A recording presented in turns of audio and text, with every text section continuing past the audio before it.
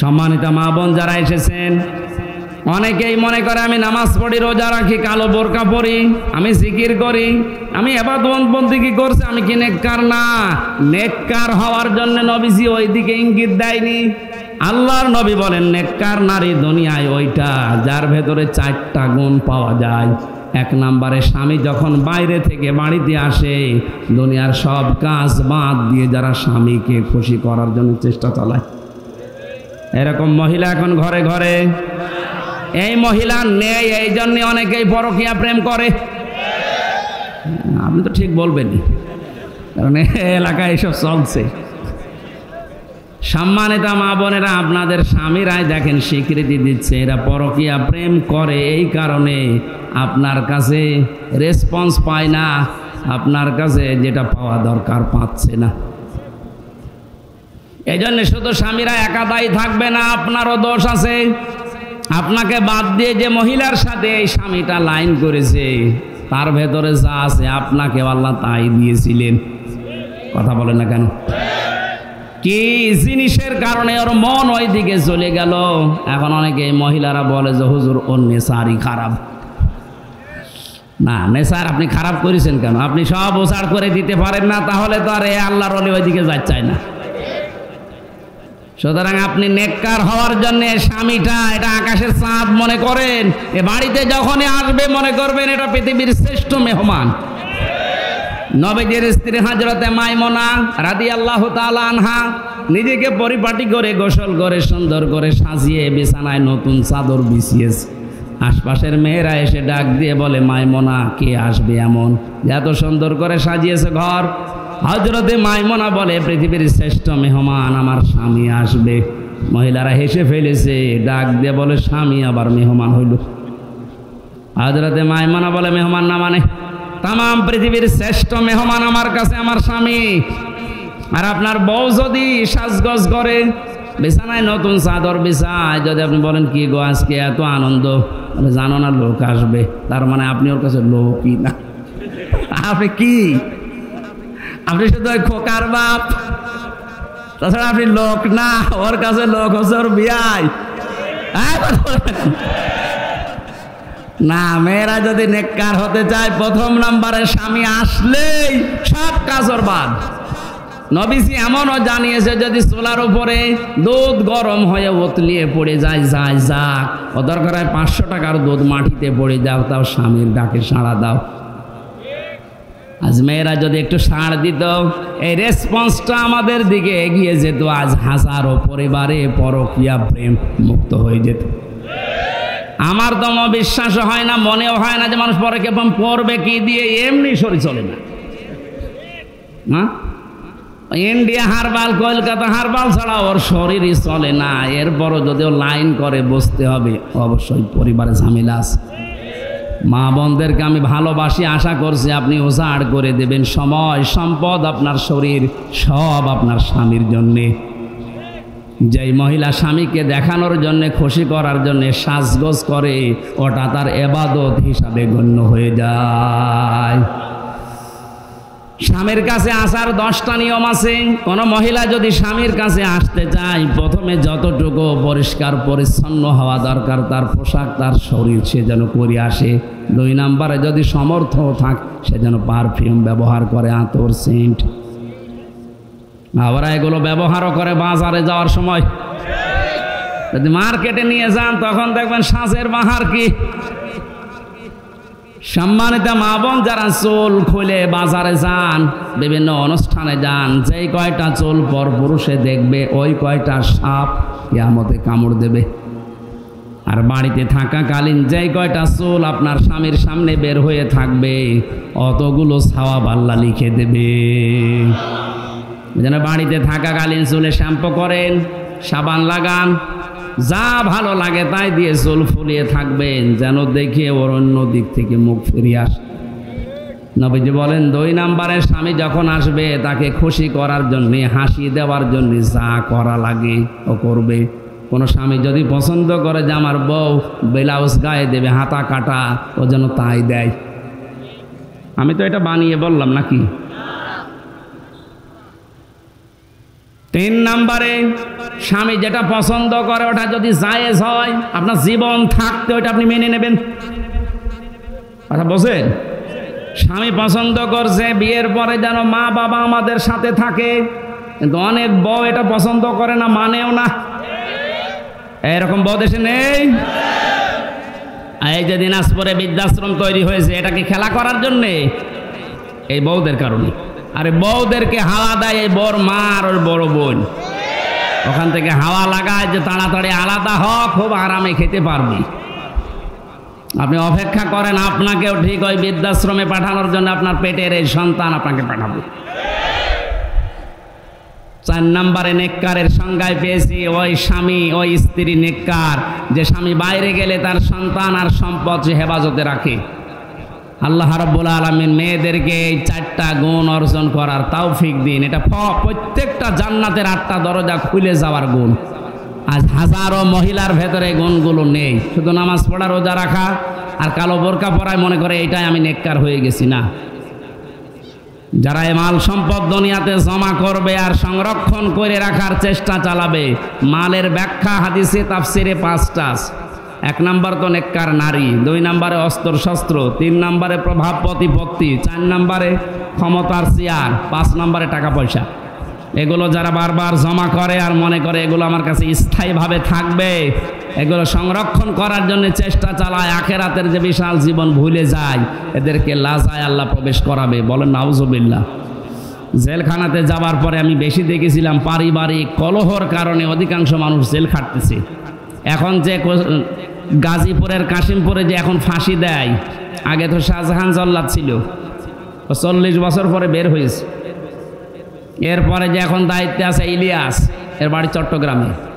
এই লোকটাকে আমি একদিন জিজ্ঞাসা করলাম, আপনি কত বছর আছেন? বলছে আমার ফাঁসি দিয়েছে, আমার যাবজ্জীবন এখন 30 বছর জেল, 22 বছর আমার জেলে থাকা লাগবে। অথচ আমি 17 বছর সৌদি আরবে থেকে বাড়িতে এসেছি, বিয়ে করার পরে বউর সাথে আর মার সাথে মিল নেই। এই সামান্য জিনিস নিয়ে বউ মেনেই নিতে পারে না কিছু মা বাবাকে দিলে। শেষ পর্যন্ত এই কথা কাটাকাটি হতেছে, বউকে আমি মেরে ফেলিস। এই মেরে ফেলার কারণে আজ 13 বছর আছি, এখনো পর্যন্ত আমার 7 বছর না 9 বছর থাকা লাগবে, তারপরে যদি আমার মাফ হয়। এখন প্রত্যেকটা ফাঁসি দিলে 4 মাস করে মাফ করে দেয় সরকার, এই জন্য এখন ফাঁসি দিয়ে আরম্ভ করেছে। এই যে শাহজাহান জল্লাদ 57টা না কয়টা ফাঁসি দিয়েছিল, এই জন্য প্রতি ফাঁসিতে 4 মাস করে মাফ হয়ে গেছে। ওর 167 বছর জেল ছিল। ও সারা জীবনও যদি জেল কাটে তাও তো শেষ হওয়ার কথা না।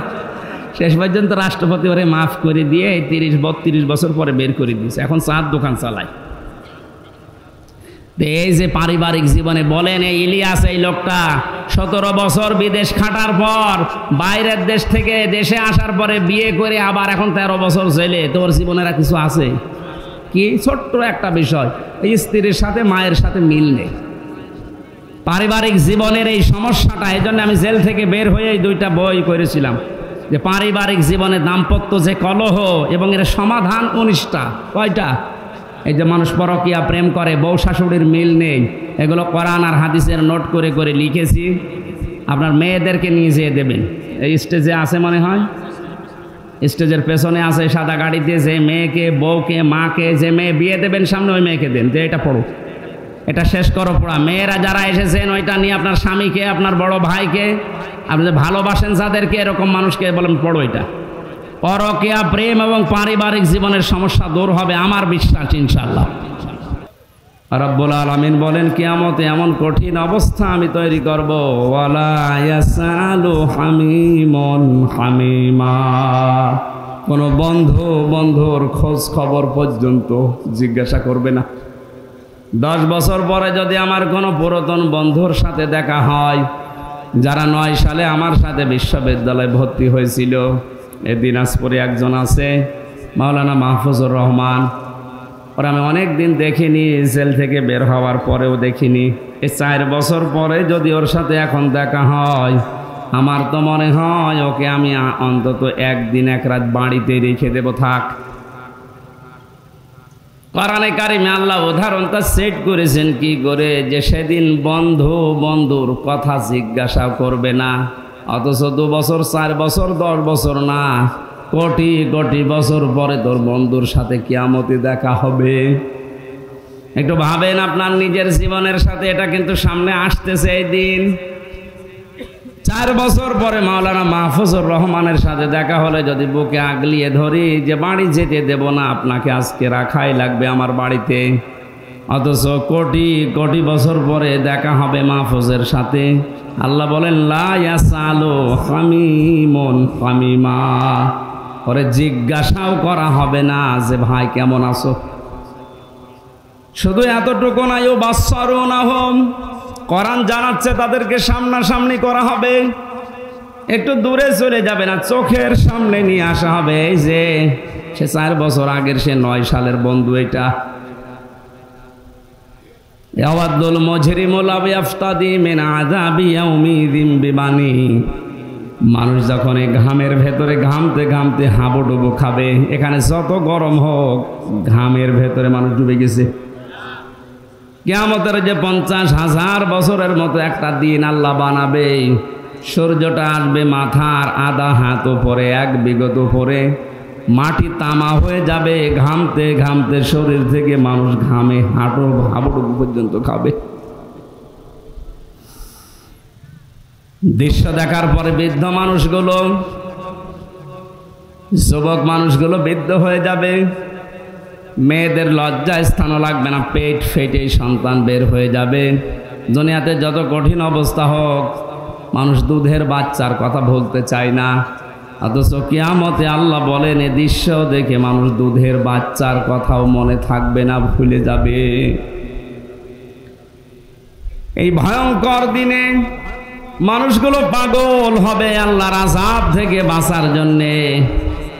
লাউ ইয়াফতাদি, এই যে ফিদিয়া দেওয়া, জরিমানা দেওয়া, মুক্তিপণ দেওয়া, হিড়িক বেঁধে যাবে, বলবে আল্লাহ ইয়াউমিযিন বিবানি, আজকের এই দিনে তুমি আমার সন্তানটা নিয়ে হলেও আমাকে বাঁচিয়ে দাও, মুক্তিপণ দিয়ে দিলাম ওরে।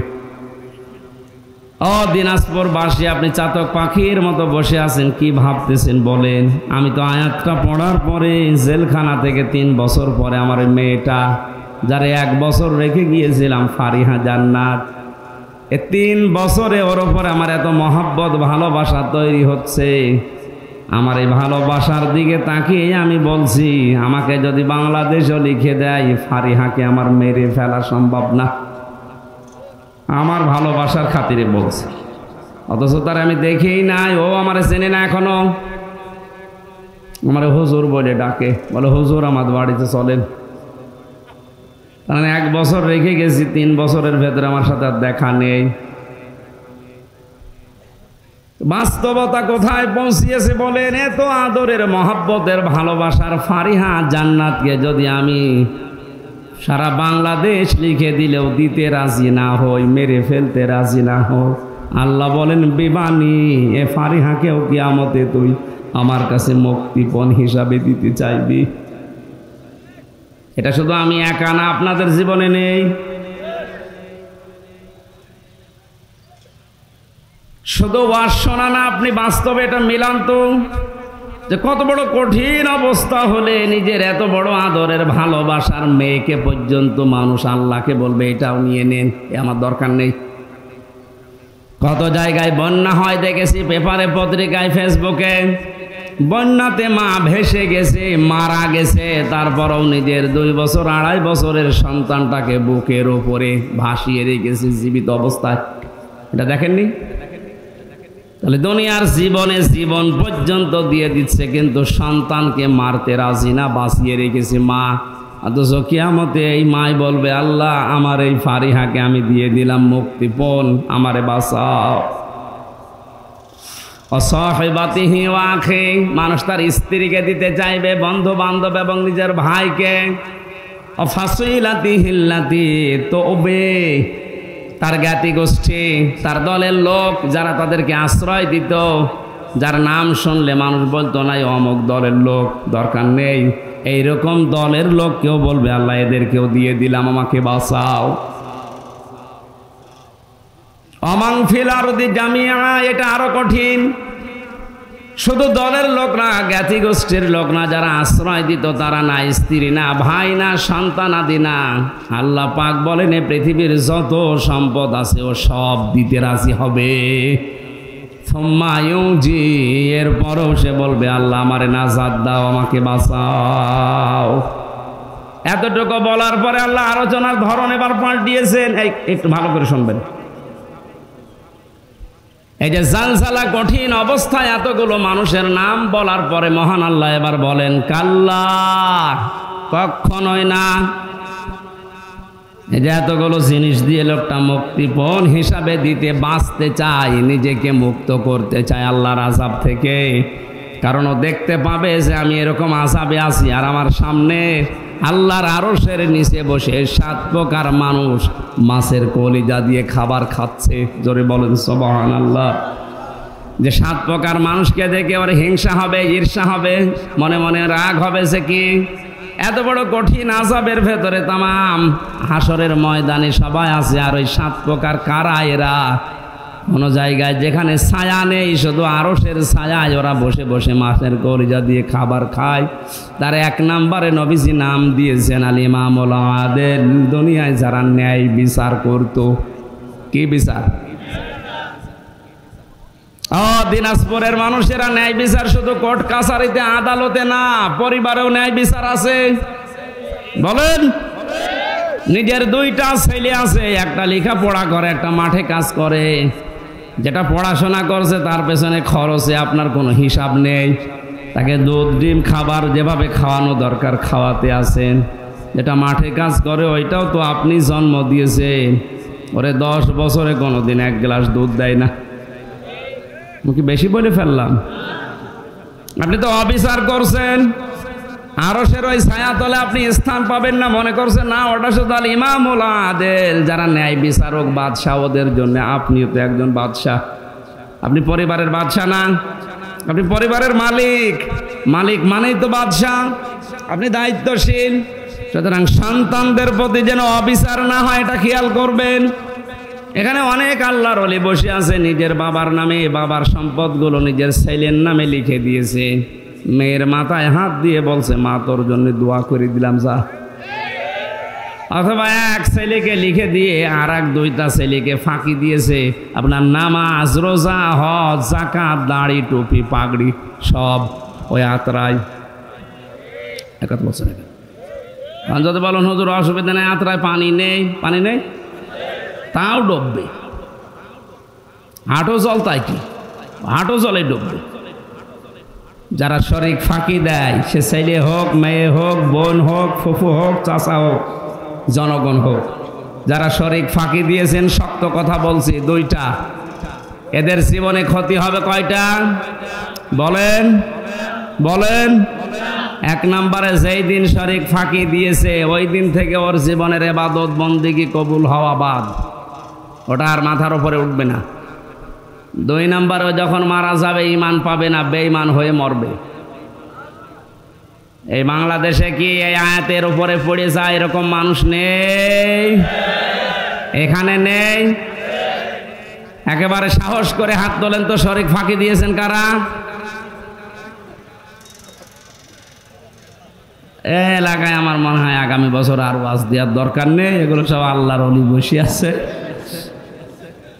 না ভালো, তাহলে আমার আগে যিনি যে প্রতিনিধি কথা বলছিলেন উনি মনে হয় মিথ্যা কথা বলিস, যে 5 ওয়াক্ত নামাজ পড়ে আর মানুষকে ফাঁকি দেয়, ওনার কথা কি মিথ্যা? অবশ্যই এখানে এরকম মানুষ আছেন। আপনি লজ্জায় কয়জন মানুষ এখানে হাত তুলছেন না? কিয়ামতে আপনার এই জায়গায় লেখা থাকবে আপনি শরীক ফাঁকি দিয়েছিলেন। এটা শুধু মনে মনে না, এটা বিশ্বাস করেন তো। আজকে বাড়ি যে ফেরত দেন, যেভাবেই হোক, ফুফুর জমি, ভাইয়ের জমি, চাচার জমি, জনগণের যে সম্পদ আত্মসাৎ করেছেন, মেরে খেয়েছেন, আগে ফেরত দেন। কিসের নামাজ পড়েন, কিসের রোজা রাখেন আপনি? আগে ওই নামাজ পড়েন। বলেন, আপনি নামাজ পড়ে যদিও কবুলই না হয় তো পড়িয়ে সময় নষ্ট করবেন কেন? ওই সময়টা অন্তত একটু নাচ গান দেখেন, নাকি না? মানে ওদিকেও হারাচ্ছেন, এদিকেও হারাচ্ছেন। এই আমার এই হাদিসটাকে আপনি বিশ্বাস করেছেন নাকি মনে করছেন যে এ হলেও হতে পারে, না হলেও। তাহলে শরিক যারা ফাঁকি দিয়েছেন ওদের এক নাম্বার ক্ষতি কি? ওই দিন থেকে ওদের নামাজ, রোজা, এই দাড়ি, টুপি, পাগড়ি, জুব্বা, জিকির, আজগার সব শেষ। ওগুলো আর কবুল হবে না, বন্ধ। এটা যেহেতু রেকর্ড হচ্ছে সারা বাংলাদেশে, কালকে ছড়িয়ে যাবে। সবাইকে আমি উদ্দেশ্য করে বলছি, শরিক ফাঁকি দেওয়া এখনই আপনি থামেন। আগে ওর টাকা, ওর জমি ফেরত দিয়ে আসেন, তারপরে নামাজ শুরু করেন। 2 নম্বরে আপনি যখন মারা যাবেন ঈমান পাবেন না, বেঈমান হয়ে মরবেন আবু জেহেলের মতো। কারণ ও এতিমের সম্পদ আত্মসাৎ করেছিল, এই জন্য সূরা আরাইতাল্লাযী ইউকাযযিবু বিদ্দীন নাযিল হয়েছে। এই কথা বলেন না কেন? আল্লাহ তুমি আমাদের এই মুসলমানদেরকে এরকম গোনা থেকে হেফাজত করো, বাঁচাও, বলেন আমিন। এত বড় কঠিন কঠিন জিনিস যাদেরকে বেশি ভালোবাসা হয়, সন্তান, স্ত্রী। এখানে যদি কোনো পাগলও বিয়ে করে, পরে যদি ডাক দিয়ে কেউ বলে ভাই তোর বউটা আমার কাছে 1 ঘন্টার জন্য রাখ, আমি তোরে 10,000 টাকা দেব, পাগল দেবে? বলেন। এত বড় পাগলও রাজি হচ্ছে না শুধুমাত্র 1 ঘন্টা দেওয়ার জন্য। অথচ কিয়ামতে আল্লাহ পাক বলে না সাহিবাতিহি, তার বউকে বলবে আল্লাহ এটাও নিয়ে নাও, এ মুক্তিপণ দিয়ে দিলাম, আমারে বাঁচাও। ইব্রাহিম নবী আলাইহিস সালামের মতো এত বড় পাওয়ারফুল নবী, যিনি জাতির পিতা, জাতির, তিনি বলবে আল্লাহ আমার পিতা আজরের সাথে যা ভালো লাগে করো, ও সাথে আমার দেখার দরকার নেই, তুমি আমারে বাঁচাও। ঈসা নবী আলাইহিস সালাম বলবে আল্লাহ তুমি আমার মা মরিয়মের সাথে যা আচরণ করার করো, ওরে কোথায় দেবে, জাহান্নামে না জান্নাতেও, আমার দেখার দরকার নেই, তুমি আমাকে বাঁচাও, আমি মুক্তি চাই। আমি কি চাই? এত বড় নবীরা পর্যন্ত যেখানে খেয়ে হারিয়ে ফেলবে, সেখানে কত মানুষ এই রংপুর বিভাগে সহজ সরল মানুষ, তো অনেকে পীর সাহেবের ওপরে ভরসা করে বসে আছে যে বাবা আমারে বাঁচাবে। সূরা আবাসার ভেতরে আছে ইয়াউমা ইয়াফিরুল মারউ মিন আখিহি ওয়া উম্মিহি ওয়া আবিহি ওয়া সাহিবাতিহি ওয়া বানি। সেই দিন মানুষ আগে পালাবে তার ভাই থেকে। এই যে এফিররু, এফিররু শব্দের শাব্দিক অর্থ হচ্ছে মাজা তুলে দৌড় দেওয়া, এমনিতেই দৌড়ানো আর খেঁচিয়ে দৌড়ানো। এই এলাকায় কি বলে আমি জানি না, কুষ্টিয়াতে বলে জোরে দৌড়ালে বলে খেচ্ছে দৌড় দিয়েছে। কিয়ামতে আপনজন ভাইকে দেখলে মানুষ খেচ্ছে দৌড় দেবে। কি দৌড়? তার মানে মাথায় কাপড় বেঁধে দৌড় দেবে। এরপরে তার মা থেকে পালাবে, বাবা থেকে পালাবে, তার বন্ধু থেকে পালাবে, স্ত্রী থেকে পালাবে, সন্তান থেকে পালাবে। আমার প্রশ্ন হচ্ছে আয়াত পড়ার পরে এই দিনাজপুরবাসী যাদের নাম বললাম, বিপদে পড়লে এরা দুনিয়া যাই হোক আসে না, আসে না? বলেন না কেন? যত বড় শত্রু আপনার ভাই হোক, বিপদে যদি ওই রকম পড়েন, ওর এই রক্তের টানে হলেও আসবে, কিছু দেয় দিক, না দেয় না দিক। কথা বলে না কেন? আপনার ভাইয়ের কথা আল্লাহ, মায়ের কথা, বাবার কথা, স্ত্রীর কথা, সন্তানের কথা, বন্ধুর কথা, নেতার কথা, 7 প্রকার মানুষের নাম দিল। যারা আসবে তাদের নাম আল্লাহ দিয়েছেন, বলেন না এরাই পালাবে আগে, তাও যেমন তেমন না, মাজা দৌড় দিয়ে পালাবে। তাহলে আমার তো মনে হয় যারা আজ বিভ্রান্তিতে আছেন সারা বাংলাদেশ সহ ভারতে, বাংলাদেশ আর পাকিস্তানে, অনেকে আশা করে আছে কিয়ামতে আমার বাবা জান, আমার দাদা জান আমারে বাঁচাবে। আরে ভাই আল্লাহর কসম, কোরআনে কারিমের সূরা আবাসা কসম দিয়ে বলছি, কিয়ামতে অনেক পীর বলবে আল্লাহ আমি পীরই ছিলাম না, আমি মরিদ বাবু কোথায়, আমি তো পীরই ছিলাম না। কারণ আপনার মা যদি বলে আমার বিয়ে হয়নি, আমি সন্তান পাবো কোথায়? পীর সাহেব এটা বলতে পারে না, বলেন। সুতরাং কারো উপরে আন্দাজে ভরসা করে সময় নষ্ট করেন না। বন্ধু বন্ধুর পরিচয় দিতে রাজি না, সন্তান আদি মানুষ আল্লাহর দরবারে বলবে এগুলো মুক্তিপণ দিলাম, আমাকে তুমি নাজাত দাও, বাঁচাও। আল্লাহ বলেন না, কাল্লা, কখনোই না, ইন্নাহা লাযা, অবশ্যই তোমাদেরকে আমি আল্লাহ লাযা নামক দরজা দিয়ে প্রবেশ করাবো। কোন দরজা বলেন? এখানে যারা প্রধান অতিথি, বিশেষ অতিথি আছে, এনাদেরকে যদি এখন জিজ্ঞাসা করেন, আমার মনে হয় যতটুকু বিশ্বাস ওনারা পারবে না। জাহান্নাম কয়টা জিজ্ঞাসা করেন তো, বলো। দেখেন দেখি, না, জাহান্নাম একটা। আপনি তো কোরআন হাদিস পড়েননি ওইভাবে, দেখলেন চেয়ার নিয়ে বসে আছে, অথচ জাহান্নাম 7টা বলছে। উনি শুধু এখানে এই মুরব্বীরে জিজ্ঞাসা করেন না, তাই বলে কয়টা জাহান্নাম, কয়টা? একটা বলছে। 7টা বলে পার পাচ্ছে না, একটা বলছে। কয়টা? 8টা বলছে, আর একটা বেরিয়েছে।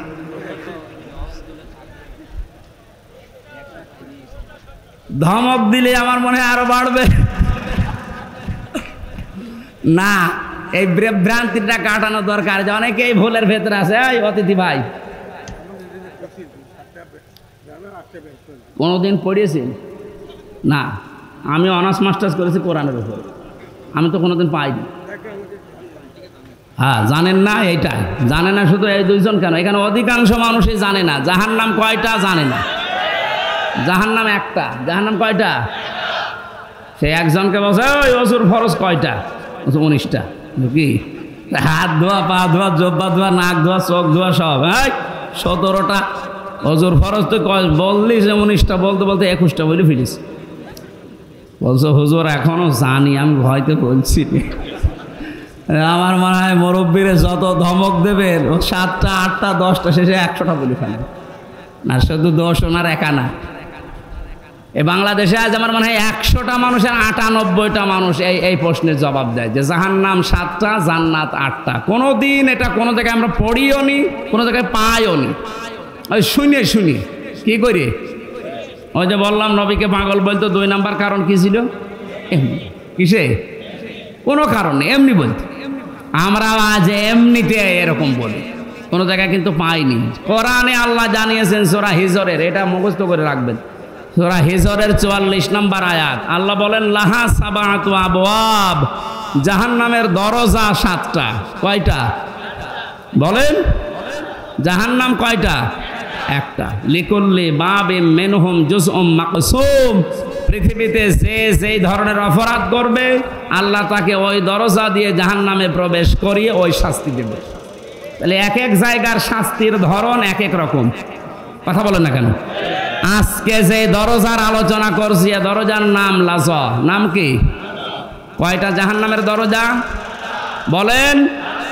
1 নাম্বার দরজার নাম হচ্ছে লাজা, 2 নাম্বার নাম হচ্ছে হোতামা, 3 নাম্বার নাম হচ্ছে হাবিয়া, 4 নাম্বারের নাম সাঈর, 5 নাম্বারের নাম সাকার, 6 নাম্বারের নাম জাহিম, 7 নাম্বারের নাম জাহান্নাম।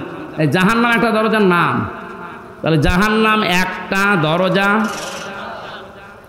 দুনিয়াতে যেই ধরনের অপরাধ আমরা করছি, কিয়ামতে আল্লাহ ওই দরজা দিয়ে তাকে প্রবেশ করিয়ে ওই রকম শাস্তির ব্যবস্থা ওখানে রেখেছে। আমি রিমান্ডে যে 10 দিন ছিলাম, ওখানে এক একজনের শাস্তি এক এক রকম। যারা অস্ত্র নিয়ে ধরা পড়েছে, যারা মানুষ মার্ডার করেছে, ওদের যে রিমান্ড, ওখানে প্রথমে নিয়ে গেলে যদি স্বীকার না করে, এই নখ তুলে নেয়। আল্লাহ বলেন লিকুল্লি বাবিম মিনহুম জুজউম মাকসুম, পৃথিবীতে যে ধরনের কাজ কারবারে থাকবে, কিয়ামতে আল্লাহ ওই দরজা দিয়ে তারে প্রবেশ করিয়ে ওই রকম কেসেম দেবে, এসএম দেবে। কেসেম মানে অংশ, ওই অংশটা তারে দিয়ে শাস্তির ধরন তাকে বোঝাবে। এই লাশ হওয়াটা খুব কঠিন। আমরা দেখি লাশ হয় যাওয়ার জন্য যে কাজগুলো দুনিয়ায় মানুষ করে, আমরা ওই কাজে আছি কিনা। যদি থাকি, আল্লাহ বলেন ওখানে প্রবেশ কর। ওখানে প্রবেশ করার পরে কি হবে সেইটা এবার আসে। কাল্লা, কখনোই না। তোর মুক্তিপণ আমি একটাও নেব না, তোর সন্তান আমি নেব না, তোর স্ত্রী নেব না, তোর ভাই নেব না, তোর জাতি গোষ্ঠী যারা তোকে আশ্রয় দিত, তোর দলের লোক, ওগুলো আমার দরকার নেই। তামাম দুনিয়ার সম্পদ দিলেও আমি নেব না। তোরে আমি প্রবেশ করাবো জাহান্নামের লাজার হুতমা নামক দরজা দিয়ে। ও দিনাজপুরবাসী, এবার আপনি নিজের সাথে মিলাবেন। কাল্লা ইন্নাহা লাযা নাযাআতাল লিশাওয়া, এই দরজা দিয়ে প্রবেশ করার সঙ্গে সঙ্গে আগে চামড়া খসে যাবে। এ কথাটা শুনতে যত সহজ মনে হচ্ছে, বাস্তবতা কি অত সহজ? কি এমন ঘর আল্লাহ বানিয়েছে যেখানে ঢুকলে চামড়া খসে যায়? এ ঘরের ভেতরে আল্লাহ প্রবেশ করাবে কাদের? যে মানুষগুলো সত্যকে সত্য জানার পরও মেনে নিতে চায় না, মুখ ফিরিয়ে চলে যায়। আর বাংলাদেশে এই প্রকার মানুষ এখন বেশি। ইব্রাহিম আলাইহিস সালাম আল্লাহকে খুঁজেছিলেন না, খোঁজেননি? প্রথমে চাঁদ দেখে মনে করেছিলেন এইটাই আমার খোদা, এটাই আমার আল্লাহ। যখন ডুবে গেল বলছে না, যে ডুবে যায় ও আমার মালিক হতে পারে না। তারকা দেখার পরে মনে করলেন না, এটা আমার মালিক হবে। যেই ডুবে গেল বলছে না, এই আমি মানি না। সূর্য দেখার পরে বলে বিশাল, এইটাই আমার মালিক হবে। যেই ডুবে গেল সন্ধ্যাবেলা বলে না, এইটাও আমি মানি না। হযরত ইব্রাহিম ওই সময় যা দেখেছিলেন সব যেহেতু অদৃশ্য হয়ে যায়, সব ডুবে যায়, অস্তমিত হয়ে যায়। তিনি তখন জাতির সামনে দাঁড়িয়ে ঘোষণা দিয়েছিলেন, ইন্নী ওয়াজ্জাহাতু ওয়াজহিয়া লিল্লাযী ফাতারাস সামাওয়াতি ওয়াল আরদা হানিফা ওয়া মা আনা মিনাল মুশরিকিন। জোরে বলেন আল্লাহু আকবার। এটা আজ অনেকে জায়নামাজের দোয়া মনে করে না। এটা জায়নামাজের দোয়া না, জায়নামাজের আলাদা দোয়া আছে। কেউ যদি জায়নামাজে দাঁড়িয়ে এটা পড়ে তার সওয়াব হবে, কিন্তু এটা জায়নামাজের দোয়া না। নবীজি এটা পড়তেন কখন? যখন তাকবীরে তাহরিমা দিতেন আল্লাহু আকবার, এরপরে বলতেন ইন্নী ওয়াজ্জাহতু। আর আমরা উল্টিয়ে ফেলেছি, আগে পড়ে নিয়ে তারপরে বলে আল্লাহু আকবার।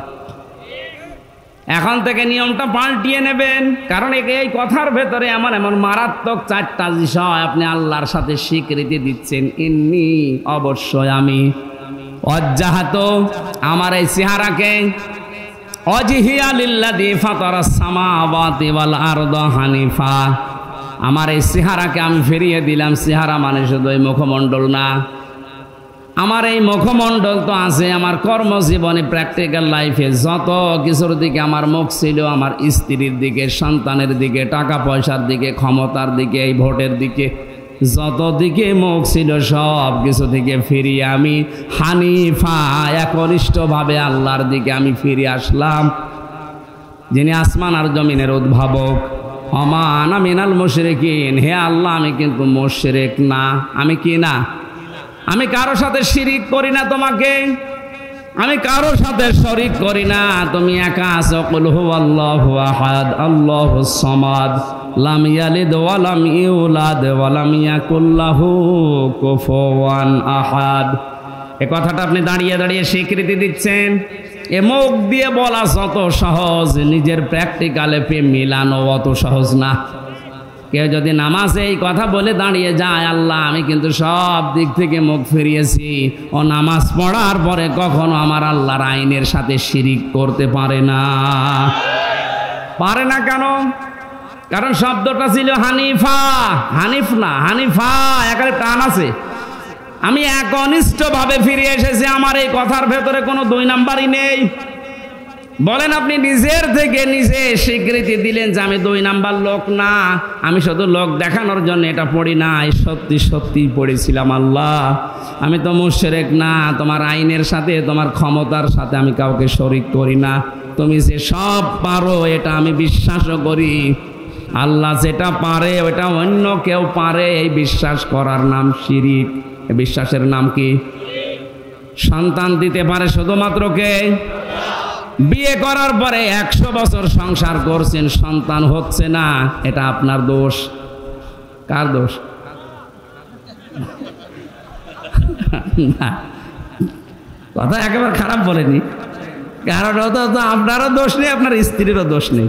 আপনার মতো এই লোকটা 10 বছর বিয়ে করে ওর সংসারে 10টা ছেলে মেয়ে 10 বছরে, আর আপনার 50 বছরও একটা হয়নি, এ দোষ কার? এটা বললে কেমন হয়ে জানে বলেন তো? এবারে আমার বিশ্বাস করা লাগবে যে আমার বড় দোষ নেই, আমারও দোষ নেই। ক্ষমতা যেহেতু আল্লাহর হাতে, উনি দেয় না, উনি এটা আমার পরীক্ষার ভেতরে ফেলে রেখেছে। এটার জন্য আমি মরা পীরের কাছে কবরে যাব, জিন্দা পীরের কাছে যাব, এটা শিরিক হবে। আমি এই জন্যে তো হানিফা বললাম যে আমি একনিষ্ঠভাবে ফিরে এসেছি, কারো দিকে আমার আর মন নেই, মুখ নেই। ওমান আমিনাল মুশরিকিন, আমি মুশরিক না। ইব্রাহিম আলাইহিস সালাম আল্লাহকে খুঁজে পেয়েছিলেন কষ্ট করে, আর আমাদের চোখে আঙ্গুল দিয়ে আলেমরা দেখিয়ে দেয়, এরপরও সত্য জানার পরও মানে না। তাহলে আপনি প্রবেশ করবেন কোন দরজা দিয়ে? বলেন বলেন, এবার বলেন, আপনি বাংলাদেশে লাজা দরজা দিয়ে যাওয়ার মতো মানুষ আছে না নেই? এখানে নেই।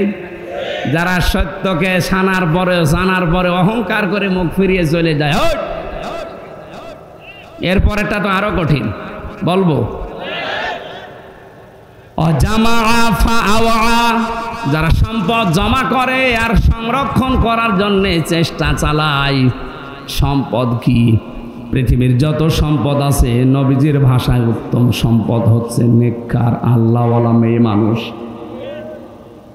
সম্মানিত মা বোন যারা এসেছেন, অনেকেই মনে করে আমি নামাজ পড়ি, রোজা রাখি, কালো বোরকা পরি, আমি জিকির করি, আমি ইবাদত বন্দেগী করছি, আমি কি নেককার? না। নেককার হওয়ার জন্য নবীজি ওইদিকে ইঙ্গিত দেয়নি। আল্লাহর নবী বলেন নেককার নারী দুনিয়ায় ওইটা যার ভেতরে 4টা গুণ পাওয়া যায়। 1 নম্বরে, স্বামী যখন বাইরে থেকে বাড়িতে আসে, দুনিয়ার সব কাজ বাদ দিয়ে যারা স্বামীকে খুশি করার জন্য চেষ্টা চালায়। এরকম মহিলা এখন ঘরে ঘরে। এই মহিলা নেই, এই জন্য অনেকেই পরকীয়া প্রেম করে। আপনি তো ঠিক বলবেনই, কারণ এলাকায় এসব চলছে।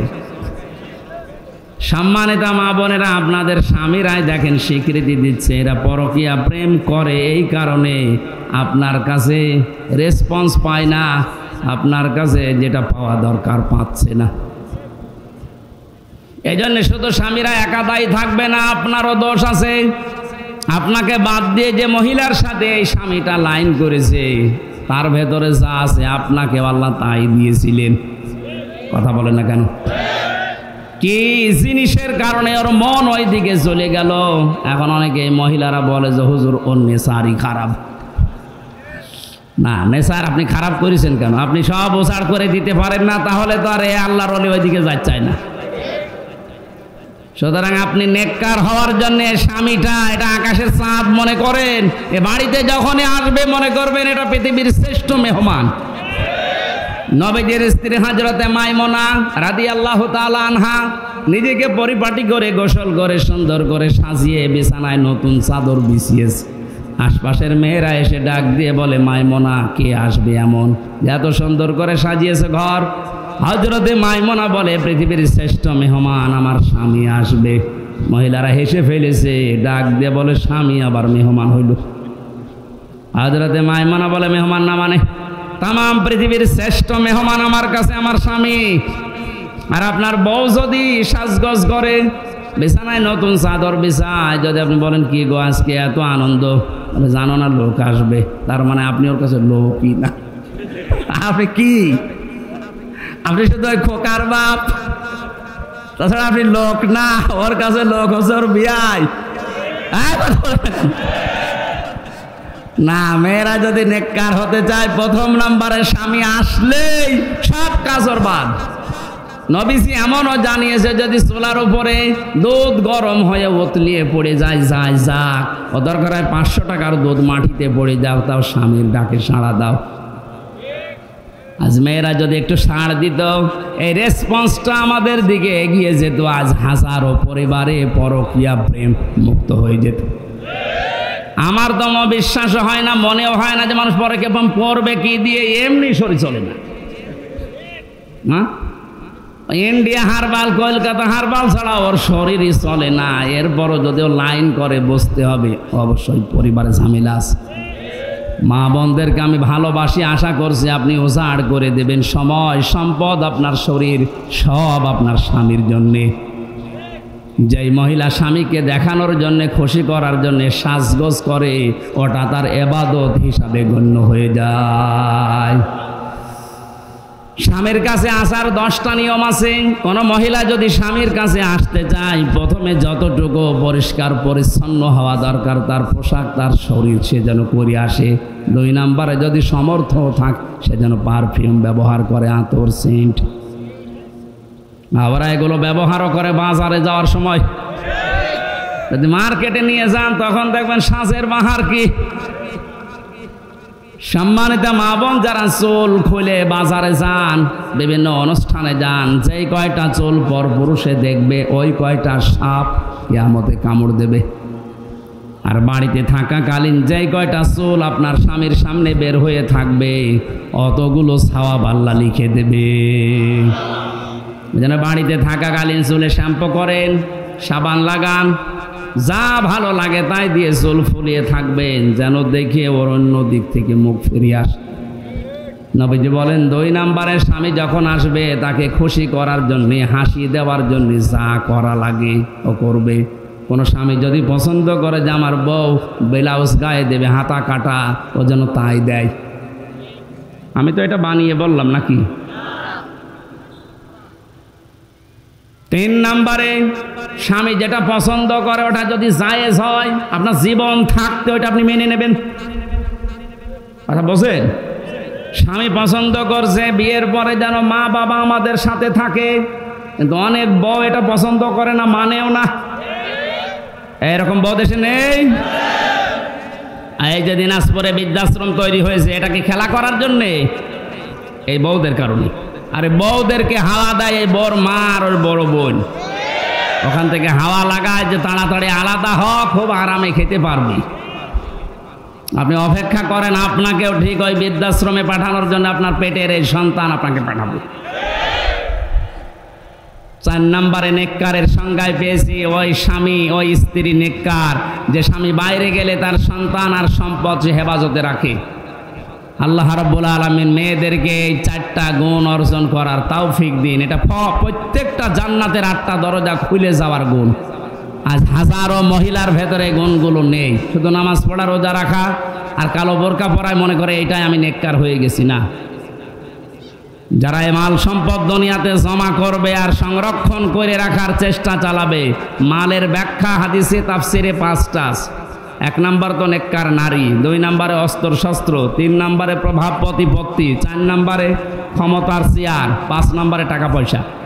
এগুলো যারা বারবার জমা করে আর মনে করে এগুলো আমার কাছে স্থায়ীভাবে থাকবে, এগুলো সংরক্ষণ করার জন্য চেষ্টা চালায়, আখেরাতের যে বিশাল জীবন ভুলে যায়, এদেরকে লাজায় আল্লাহ প্রবেশ করাবে। বলেন নাউজুবিল্লাহ। জেলখানাতে যাবার পরে আমি বেশি দেখেছিলাম পারিবারিক কলহর কারণে অধিকাংশ মানুষ জেল খাটতেছে। এখন যে গাজীপুরের কাশিমপুরে যে এখন ফাঁসি দেয়, আগে তো শাহজাহান জল্লাদ ছিল, 40 বছর পরে বের হয়েছে। এরপরে যে এখন দায়িত্বে আছে ইলিয়াস, এর বাড়ি চট্টগ্রামে। এই লোকটাকে আমি একদিন জিজ্ঞাসা করলাম, আপনি কত বছর আছেন? বলছে আমার ফাঁসি দিয়েছে, আমার যাবজ্জীবন এখন 30 বছর জেল, 22 বছর আমার জেলে থাকা লাগবে। অথচ আমি 17 বছর সৌদি আরবে থেকে বাড়িতে এসেছি। বিয়ে করার পরে বউর সাথে আর মার সাথে মিল নেই।